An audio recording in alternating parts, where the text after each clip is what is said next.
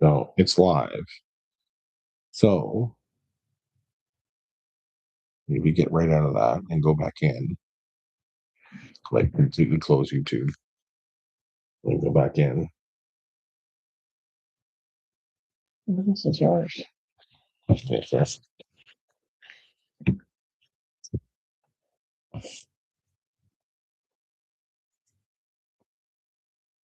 Showing that it's working.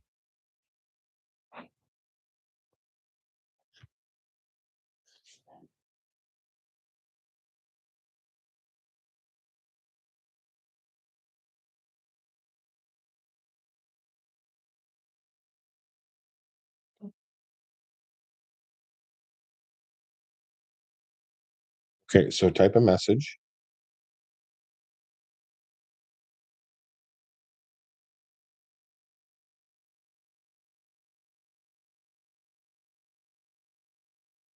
Okay, cool. That's working. So now we need to find out if you can hear me. So crank your volume all the way up on your phone. Maybe go out there somewhere and see if it's working. See if it's working. Oh, that's working. It doesn't sound too bad, I guess. Okay. All right. So it's working. Well, we'll see if anybody chimes in. Can you still hear it? Or you just turn it I down? turn my volume down. Okay. All right. Just want to make sure. All right, cool. Okay, so that's working, that's working, that's working, that's working. So I'll get that.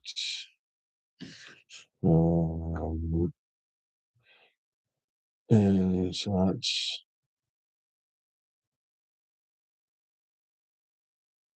we'll go with 100% open. What is the difference between gray and black water? Well, gray is kitchen sink, shower, um, basically any wastewater that's not your toilet. Basically, that's what it is. That's what it is. And in your RV, you're going to have a black tank and you're going to have a gray tank, and you have to dump them both. Um, what would be one? Oh yeah, okay. So black tank, you have to leave the valve closed to keep water in there, and the gray tank you can leave open because it just drains off on its own. But that's essentially what the difference is between black and gray. But anyway, um, just want to check something here real quick. I don't know if it'll work or not. It might. Hopefully, it doesn't change anything. But yeah, I don't necessarily want to do that. I'll try this. Maybe this will work. Um, I just want to see something here real quick. See what is happening.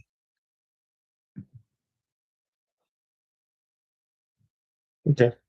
So it shows it there. All right. I think we're in business. Yes, I think everything's working. Cool. You can let's see. Can you dump gray water on the ground? It depends on where you are. In some states you can, some provinces you can, and other ones you can't. Um, Basically, instead of trying to figure out where you can do it, where you can't do it, things like that, what I've always done, and my rule in my the that I follow is if you if you have a sink full of water that you've washed your dishes in and you drain it and it goes down into your gray tank. The way I look at it is if it hits your gray tank, you can't dump it on the ground. If you have a little uh, wash basin bin thing in your sink and you wash a couple plates in it and whatever, and you got that little tiny bin full of gray water, yeah, I think it's perfectly fine to walk it outside and dump it on the ground. Now, of course, you have to make sure that the RV park you're at, or a campground, or state park, national park, provincial park allows that. Um, but I would seriously caution you that if you're in a place that says yes, you can dump gray water on the ground, that you get clarification on that. So to me, if it hits your tank, gray tank, it's no longer considered gray water to dump on the ground. That's the way I do it. And I would definitely say, like, you definitely cannot dump black tank on the ground. I wouldn't do that. But anyway, there's that. Oh, there's a couple. Yeah, that seems to be all right. That seems to be good. All right. Well, we'll see. Let's just. What is the difference between a white hose and a green hose, and what do I need for RVing?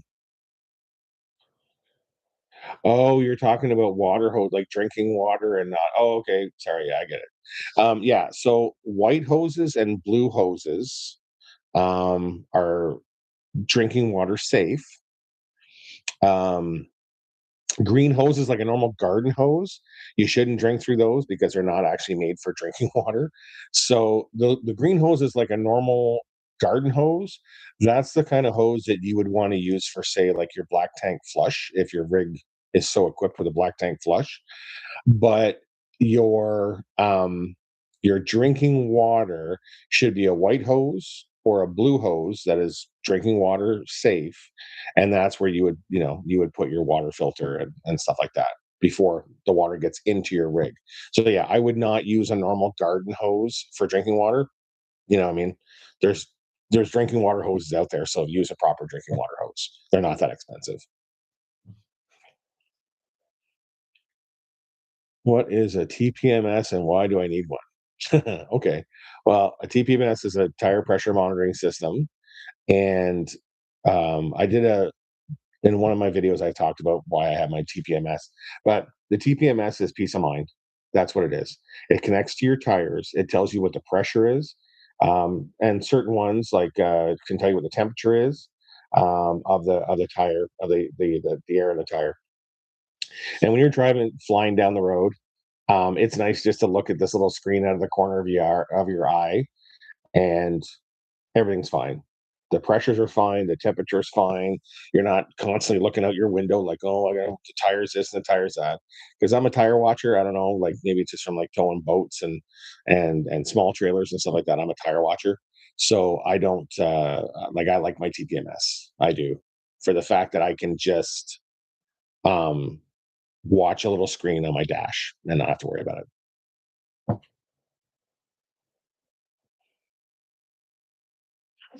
Is it for the truck tires and the RV tires? No, no, just a trailer. Yeah.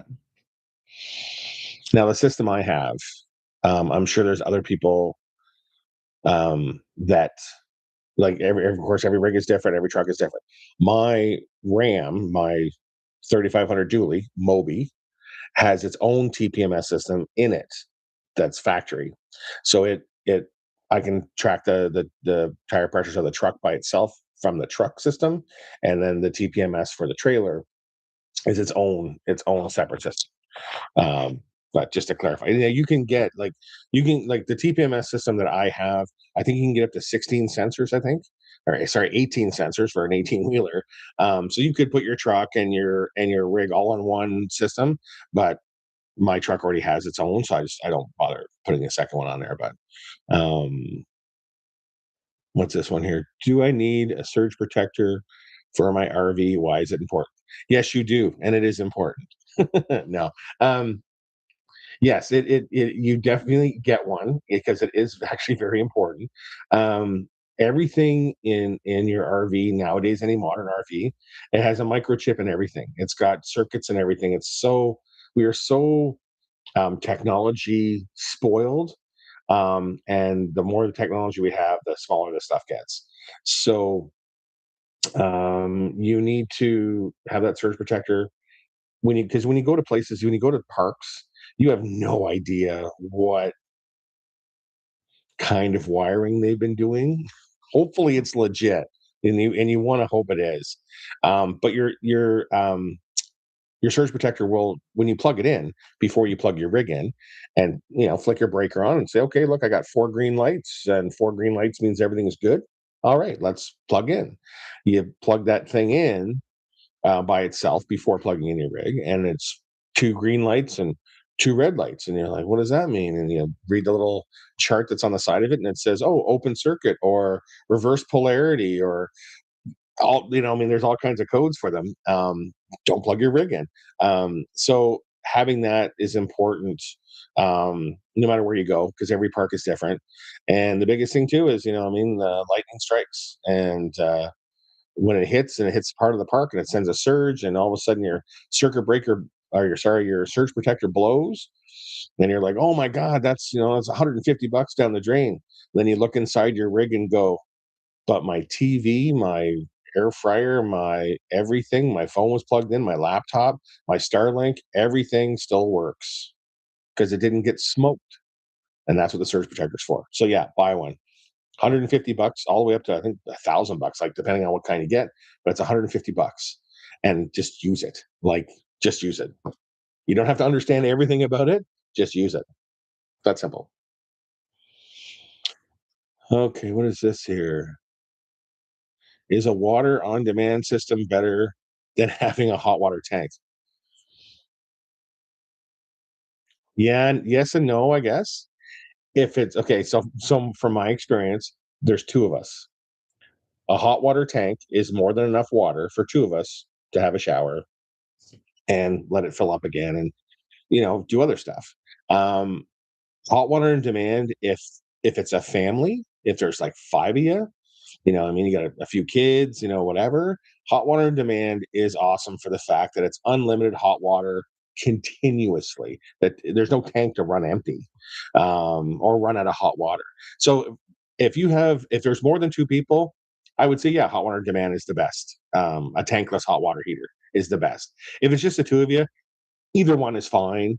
If you're boondocking and you're running solar, or you're off gridding a lot, then I would rather have um, a hot water tank hot water heater, because we have the hot water on demand, and it's not ideal for boondocking, but I mean, it depends on what you're doing, depends on what kind of RV you are.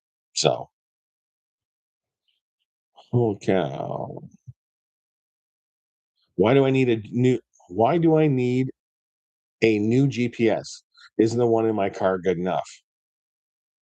It can be, depending on what you're towing. If you're towing a little trailer that's 12 feet, 11 feet, 10 feet high and short and not very heavy, sure, that's fine. If you're towing a big fiver, a big fifth wheel, get an RV GPS.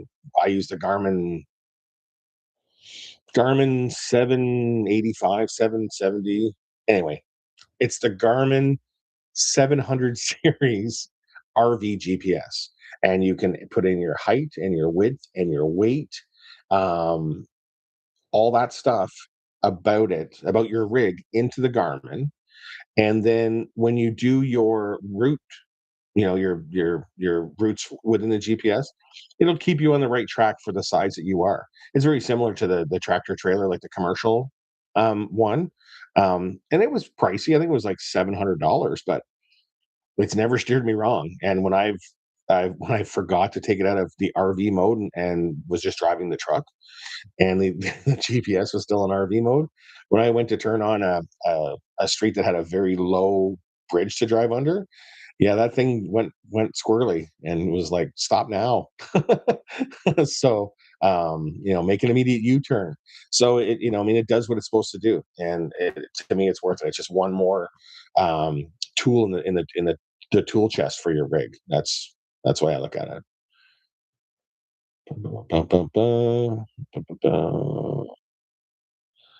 Can't I pull any trailer with my F-150? That's totally funny.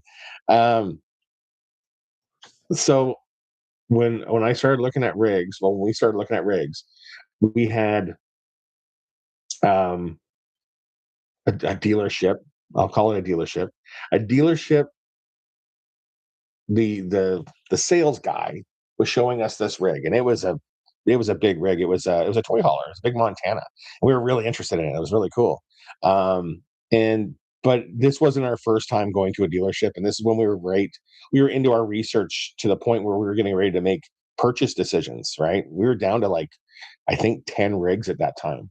So we had done a lot of research about trucks and weights and licensing and stuff like that. So one of the things that I have no patience for is the bullshit of people saying like, "Oh, yeah, you can get away with that. That's fine.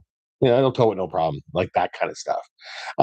So whenever I'm dealing with a salesperson for almost anything, um, if I don't get the warm fuzzy from them, I'll ask them like a question that I'm absolutely positive of the answer. There is no gray area.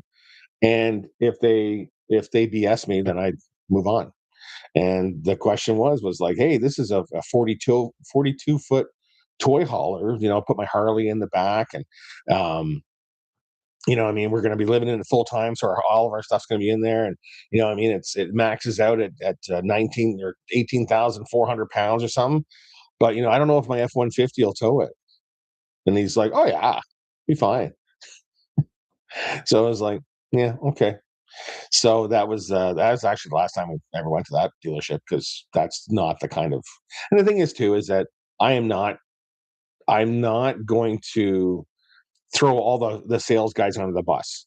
And the best and I'll give you the reason why. When we finally decided on the rig that we wanted, we the sales guy that we had, he absolutely like flat out told me, he says, "Look, you obviously have done all the research that you need to do on this specific rig, model, size, everything. You've done your research. You know what you're talking about this model. Me, as a sales guy, I need to know a little bit about every model out there. You, as the customer who's done your research, you obviously know everything about this rig, and you know a lot more about this rig than I do. So why don't we do this? Why don't we look at it from the perspective of look at everything. If you have any questions, come and get me. Because honestly, I've been able to answer one out of the 10 questions you've asked me. So let's just do it that way." And honestly, I would rather have someone say that to me than try to bullshit their way through it, to be honest. So that's what we actually ended up buying. That was the rig we bought. That was our Hathaway, our Freedom 48. That's what we bought.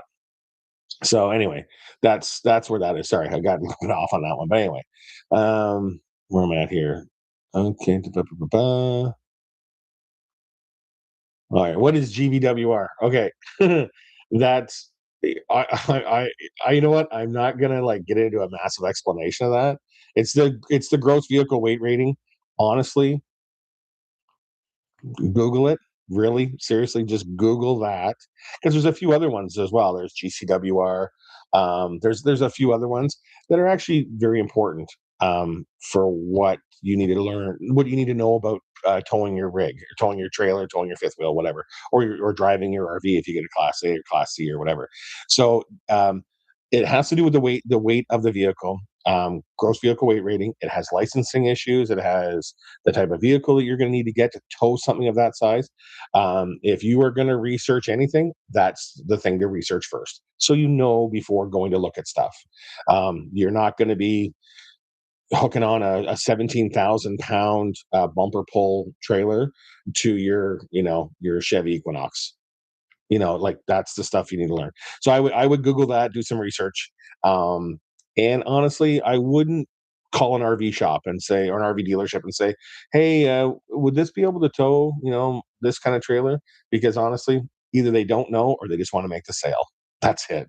So do your own research and Google that. I know we say a lot of times like Google that shit, but I mean like seriously Google that stuff. But anyway, what else we got here? Ba, ba, ba, ba. Why did you buy the RV you did? The size. The size. Actually, no, there's a little bit more than that. But it checked off all the boxes that I needed to check off, and the things that we couldn't check off, we could live with. That's basically it. We went to we had this. I had an idea of I wanted to have like a 44-foot toy hauler. Um, but I also wanted to be able to go to like state parks and provincial parks and go and see like wide open spaces. Well, once you hit 40 feet, there's not a lot of places that are state parks, national parks, provincial parks that are capable of taking rigs that size. So we decided to get something that was under 40 feet. Now it's only 3 feet under 40 feet, but it made it so it was under enough that we could make reservations and be um, reasonably sure that we could fit into whatever spot they assigned to us. It didn't always happen that way, but for the most part, I mean, that's why we did it. So under 40 feet, flexibility. Over 40 feet, you got to kind of, you got to kind of roll with the punches with that one. But blah, blah, blah, blah, blah. Oh, how many RVs should I look at before deciding on one? 378. No, I'm just kidding. We looked at over 250 floor plans online. We looked at over 100 floor plans in person. We narrowed that down from 50 to 25 to 10 to 5 to 3. And once we got down to 3, we just said whatever one we can find with within the price range that we want, that's the one we're going to buy. That's what we did. And it was the smart thing to do. I mean, like, I think so. I'm gonna go off on a little bit of a tangent here, but I swear to God, the number one conversation we have with other RVers, it doesn't matter where we are, it doesn't matter if they're full time, part time, weekenders, whatever. The biggest conversation that we have with everybody, and the question I get asked, the biggest question is, so, what's gone wrong with your rig, or what do you hate about your rig, or what are the quirks in this one, that kind of stuff. And we try, like, I try to be like not to come across like an arrogant douchebag, but I try to like tell people nothing's broken yet, nothing's done this, nothing done that. Of course, we always knock on wood, but um, so many people say things like, and not about things breaking, but they'll say, "Oh, my fridge is too small," or "Oh, I hate the way the counters are laid out," or "The bedroom is this," or there's not enough closet space," and "Oh, we our little basement underneath doesn't hold anything." And I think to myself, I'm like, "Well, then why'd you buy it?" You know what I mean? Like, it's just like, yes, everything, like, RVs are going to break. That's just the way it is. But it's like, if you're complaining about things that you have absolutely 100% control over, I don't understand that. Like, if it doesn't have enough basement space, why'd you buy it? If it doesn't have, whatever, it doesn't matter what it is. Oh, the freshwater tank is too small. The gray tank's too small. The black tank's too small, or this and this. Well, then why'd you buy it? I mean, to me, it boils down to research and figuring out what you needed to do, or what you need to match what you're going to be doing as an RVer. I guess that's how I look at it. But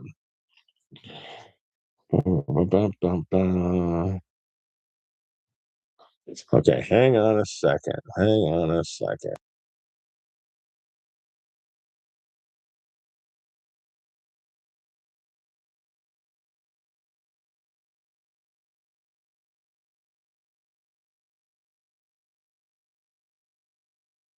Okay, what else we got here? What is boondocking? What is boondocking? Um, Boondocking is a really cool way to RV. Um, it's you're off the grid. I mean, you're on state land. What do they call it in the states? BLM land, Bureau of Land Management land, or public land. I guess it'd be the all encompassing would be public land. Out in Arizona, there's like tons of public land out there, and quartzsite, places like that. In Canada, it's usually called crown land. but it's public. It's owned by the crown, which is owned by the people. Um, so there's different opportunities for off grid camping that way as well. So boondocking is a blast. You get to uh, it's sparse. You know what I mean? Like, and and you have to be self-contained. There's no hookups. There's no well, most of the time there's no hookups. But yeah, I guess the easiest way to put this one would be if you are just learning about RVing, go onto YouTube and watch a bunch of videos about boondocking. If you're an RVer and you're thinking, oh, I want to do some boondocking. I want to get this. I want to get some solar, and I want to do this, and I want to do that, all this kind of stuff. If if you're at the stage where you're thinking, I want to go boondocking, but how do I do it? Watch my solar video, watch my generator video, and check out um, Quartzsite, Arizona. Like go into YouTube and check out Quartzsite. And because Quartzsite, that whole area is almost 100% boondocking.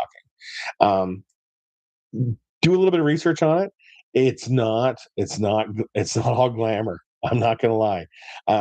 We watched the video many years ago, and what it was a 30-day boondocking challenge. Can I stay off the grid in my RV in the desert for 30 days with with my water and tanks and stuff like that? Um, and in the first 2 minutes of the video, it was, yeah, so we figure if we each only have a shower once every 7 days, we'll have enough water to last. And like all I heard from the other end of the room was not on your life. And I hit pause.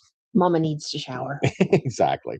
So that's that was a thing where like, yeah, that's hardcore boondocking. You're like, yeah, with the water capacity you have in your trailer, every tank size is different, so you need to learn and figure out how long can you go on what you have, how many days can you go with the amount of water you have, the gray tank size, the black tank size, all that kind of stuff. If you can figure out, and I would honestly try it because that's what we did, try it out and see what you can do. So what we did was we were at our RV park, on full hookups.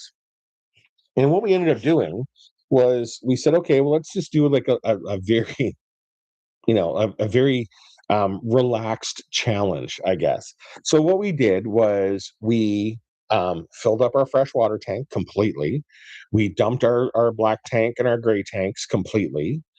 So we were kind of like standalone. Like we stayed plugged into power because I'm like, okay, we have our solar system, but I mean, it's not that big of a deal. Just to, we'll break it up into like different parts, I guess, for the challenge.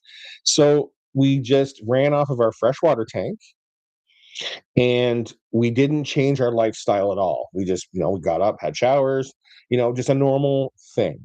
And we figured out that by not changing anything we were doing, like doing dishes the same way, showering the same way, washing the same way, all the water usage stuff, we figured we could get about 4 days, without any kind of like filling up our water or anything like that. So we figured we get 4 days. So we filled up our freshwater tank again. We dumped our gray and black tanks. We got everything set up the same way. And then we kind of like went into kind of like boondocking mode where it was, my wife showered every day, but I showered every second day. And instead of doing dishes whenever we wanted to, we did dishes once a day. We started using paper plates instead of, plates that needed to be washed, things like that. So we made some changes to our way of life, I guess, for the challenge, and we figured out that we could do 7 days. 7 days was our comfort zone of boondocking. So we just said, okay, well, if we go to Quartzsite, Arizona, or someplace that's like hardcore boondocking area, we can boondock for a week, and then we need to like either pop into an RV park, dump our tanks, fill up our freshwater tank, stay overnight, and then head back out for 7 days. So, that's what we figured that was good for us. Now, there is 1,000 different ways that you can set up your rig for making it a hardcore boondocking machine. You can have a auxiliary water tank in your truck, and you can have, macerator systems that pump out your gray and black tank into a portable tote that you can take into town, and on and on and on and on and on. But if you want to be a hardcore boondocker, if you think, okay, well, I'm gonna live off the grid and it's free and I'm gonna save a ton of money if I do that. Well, everything costs. Everything you're gonna need to get to be ready to boondock is gonna cost. So just do that research and figure that out. Sorry, that was long and drawn out, but that's just how I wanted it. Okay. Yes. Okay, so what is this here? Holy cow. I lost my spot. Okay, there it is. What is the difference between boondocking and moochdocking? Boondocking is going out into the boonies, off the grid, and you know staying out there off of what um, resources you have, your water and stuff like that. Moochdocking is a lot of fun. It's actually a really cool way to stay in touch with family and friends and visit family and friends. Is if you don't have a monstrous RV, or even if you do, but your friend has a great big piece of property or something like that, you you go to their house and you pull your rig into their driveway and you run a drinking water hose to their outside spigot and an extension cord to the side of their house, and you run off of 15 amps for the time you're there, and you visit and you have a great time, and you're just mooching a spot and mooching some power and mooching some water. But it's a really cool way to see family and friends, and I think it's amazing. Like, we got to go to Indiana. um, oh, what's it called? Around Evansville. Evansville? Yeah. Yeah, Evansville, Indiana. And a couple that we had met while we were full time, and we became great friends. And that's where they ended up buying a little homestead, which is right near their hometown. And it was a big piece of property. And we pulled the rig beside our rig, beside their rig, and the house and everything. And we stayed for, I think, like 2 weeks in the fall and 2 weeks in the spring. So it was a really cool way to see friends, and you're bringing your house with you. I mean, it's kind of nice. So we really like that. Okay, blah blah blah. Is residential fridge better than a dual RV fridge? What is the difference? Okay, so residential fridge is plug in like a normal outlet, 120, and an RV fridge is either electric 120 and propane. You can switch between the two. Um, keeping the boondocking theme. If you're going to boondock, you want the dual, the propane and electric. If you're going to be plugged into a park or have a really good battery system, then you can do the residential fridge. We went with the residential fridge because we knew we were going to have a monster solar system, so that's fine. Um, Residential fridges are usually bigger and more efficient, and make sure because they're house style, and we love ours. Like, it is a great fridge. Um, how many tanks does an RV have? Why does size matter? How many tanks? Okay, so for types of tanks, there's three. For number of tanks, it all depends. Ours has one freshwater tank, one gray tank, or sorry, two gray tanks, and one black tank. So it has four tanks total. Um, our friends have a big fifth wheel. I think it's not a toy hauler, but it's a big fifth wheel. It has three gray tanks, two black tanks, and a freshwater tank. And the funny part is that the black tanks are humongous. The gray tanks are absolutely humongous, and the freshwater tank is about, well, same size as ours, maybe 60 gallons, maybe, and that's it. So it depends on the rig. So the way, the manufacturers will design rigs to kind of suit, a certain lifestyle what people are doing. We met people that had a fifth wheel that was about the same size as ours, um, but all of their tanks were massive, including their freshwater. Their freshwater tank was 125 gallons. So it was like double the size of ours, and all the tanks were double the size of ours because that rig was, it was like It was not necessarily a boondocking machine, but it was designed for people that do a lot of like off grid state park chasing the races, that kind of stuff, where they want to have a maximum, like a high capacity for holdings, so they can stay longer on without having to move. So that was pretty cool. That was a pretty neat rig, but like 125 gallon freshwater tank was pretty impressive. That's for sure. Ba-ba. And and for size, does size matter? Um, I really believe it depends on what you're doing. If your rig is at an RV park and it's never going to move again, it doesn't matter. You know what I mean? Because you're on full hookups and you're just dumping whenever you want. If if you're moving around a lot, or if you're boondocking, or if you're at a place where uh, they charge for pumping out, like with a trailer, then the bigger the tank, the better, because it's the less money you're going to spend on pump outs and stuff like that. So that's why I look at it. But